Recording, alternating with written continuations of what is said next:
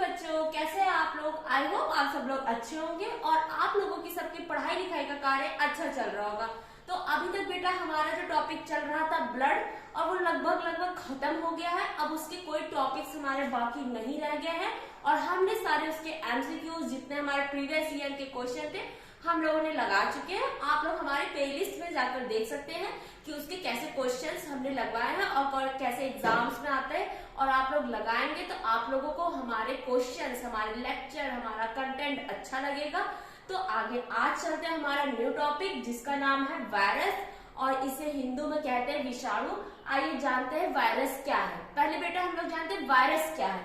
Virus है connecting link between living and non living. ये निर्जीव और सजीव के बीच की कड़ी है। ठीक है बेटा। अब वायरस क्या होते हैं?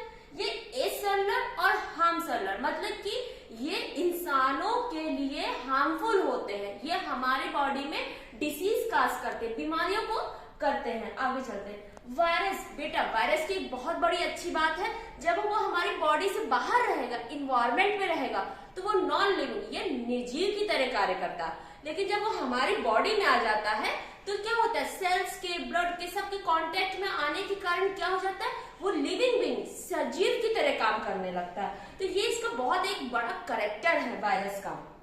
चलिए, वायरस क्या है? ना तो प्रोकैरियोट्स है ना तो यूकैरियोट्स है। अब प्रोकैरियोट्स क्या होते हैं?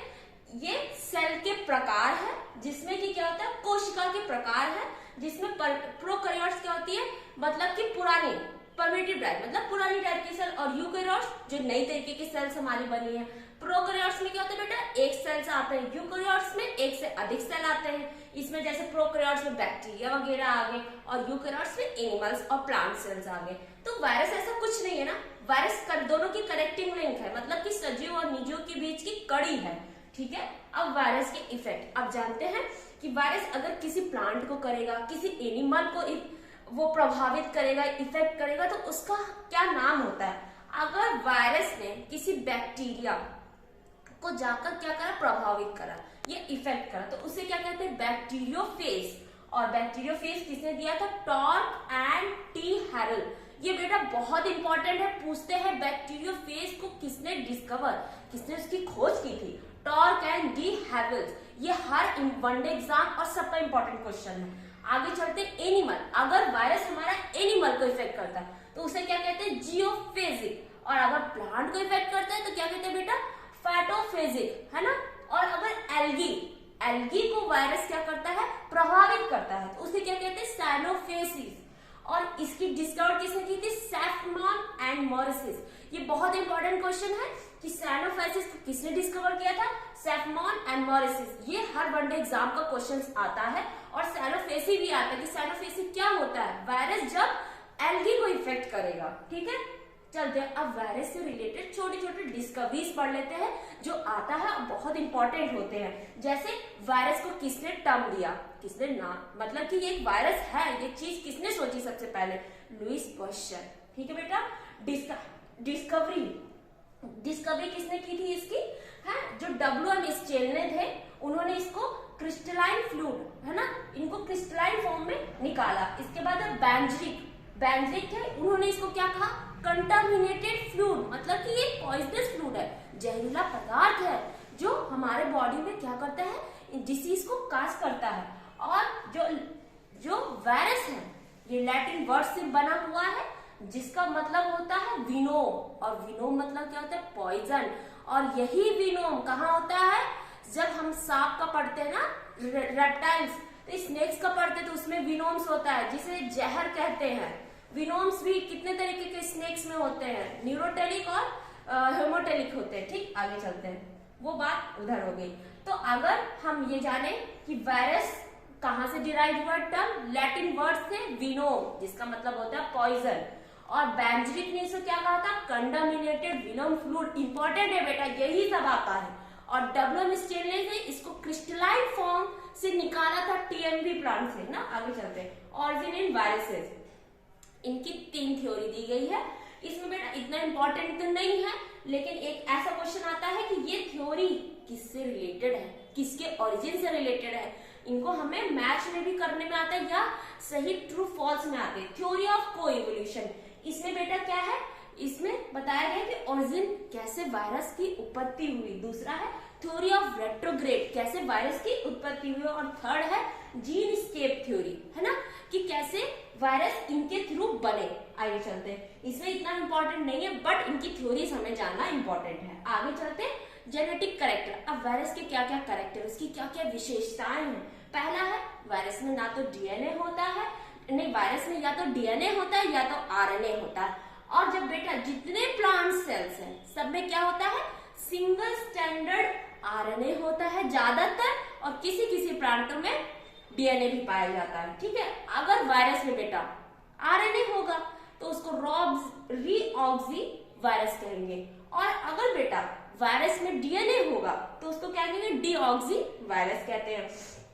और बैक्टीरिया सेल में कैसा डीएनए होता है, डबल स्टैंडर्ड डीएनए होता है। ठीक, आगे चलते हैं, आगे लास्ट हमारे जो स्ट्रक्चर पे ही हम लोग बात कर रहे हैं कि उसकी क्या विशेषता है, प्रोटीन कोट होता है। वायरस में क्या होता है, प्रोटीन कोट, जिससे वो चारों तरफ से अपने घिरा होता है। ठीक है, तो जो उसकी न्यूक्लिक एसिड की कोर होती है वो किससे मिलकर बनी होती है, कैप्सिड, है ना, किससे मिलकर बनी होती है, कैप्सिड। और कैप्सिड की एक सिंगल यूनिट को क्या कहते हैं, कैप्सोमियर। ठीक, और अगर इस कैप्सिड को हम जाने तो ये दो प्रकार के होते हैं, कैसे, इन्वलप और नॉन इन्वलप। इन्वलप जिसमें बाहरी लेयर होगी उसे इन्वलप कहेंगे, जिसमें कैप्सिड की लेयर नहीं होगी उसे नॉन इन्वलप कहेंगे। और इन्वलप के ऊपर अगर हमने देखा होगा ऐसे ऐसे ऊपर त्रिशूल टाइप का, जैसे हमारा कोरोना वायरस था उसके ऊपर जैसे लोग देखने कांटे कांटे लगे रहते हैं, उसका स्पाइक बोलते हैं। और वो स्पाइक किसका बना होता है, कार्बोहाइड्रेट और प्रोटीन के बने होते हैं। ठीक है बेटा, और अगर in naked virus the capsid is attach, यही कैप्सिड जाके किससे अटैच होते हैं, वायरस के, वायरस को होस्ट सेल, होस्ट सेल बेटा क्या होती है, जैसे कि ह्यूमन बॉडी है, ये वायरस के लिए होस्ट सेल हो जाएगी, जिसमें वो आके क्या हो जाए, चिपकता है, किसके द्वारा, स्पाइक के थ्रू। ठीक बेटा, इतना हो गया।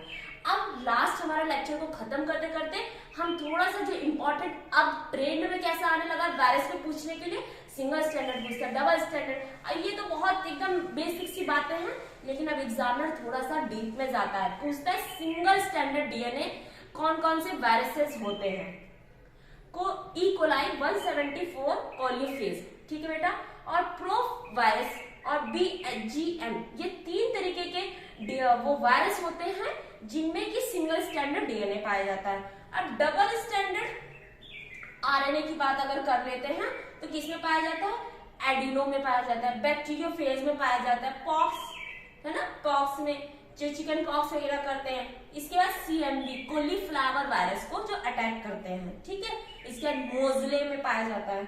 अब single standard RNA, single standard RNA में भी किन किन में पाया जाता है, वायरसेस में ये दो तरीके के होते हैं, एक पॉजिटिव एक निगेटिव। तो आइए बात कर लेते हैं पॉजिटिव वाले में कौन कौन से, रेट्रो वायरस, हेपा वायरस, टैगो वायरस, फ्लेमिंगो वायरस और कोरोना वायरस आ गया हमारे पॉजिटिव सिंगल स्टैंडर्ड आरएनए में। और निगेटिव में बेटा बात कर ले तो एरेना है, ब्यूना है, फ्लेमिंगो है, ऑर्थो, ये इंपॉर्टेंट है। हम छोटी छोटी चीजें यही छोड़ के जाते हैं, एग्जामिनर यही चीजें रखता है, तो हम कुछ नहीं छोड़ेंगे अपने लेक्चर में, सब कुछ पढ़ाएंगे। अब आगे चलते हैं, लास्ट सबसे लार्जेस्ट वायरस और स्मॉलेस्ट वायरस, ये हर बुक्स में अलग अलग रहता है। तो आइए बताते हैं, लार्जेस्ट मिनी वायरस सबसे बड़ा वायरस है और सबसे छोटा वायरस है एडिनो वायरस। तो बेटा ये हमारा था वायरस लेक्चर। वायरस पे कैसे क्वेश्चंस आते हैं, हमने लमसम सारे क्वेश्चनों को अटेम्प्ट करने की कोशिश करी है और आपको कुछ नया सिखाने की कोशिश करी है। तो अगर आपका हमारा लेक्चर अच्छा लगा है तो लाइक, शेयर और सब्सक्राइब करें हमारे SB क्लासेस। Thank you.